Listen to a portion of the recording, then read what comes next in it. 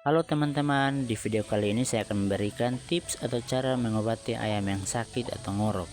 Nah teman-teman, di sini ada 2 ayam saya yang sakit, karena itu saya akan mulai meracik obat herbal. Yang pertama itu saya siapkan 1 genggam daun kelor, kunyit, 2 siung bawang putih, 1 siung bawang merah, 1 sendok makan gula pasir, saringan, wadah atau kaleng bekas, 1 gelas air hangat. Lalu saya ulek bahan-bahan herbalnya sampai betul-betul halus teman-teman.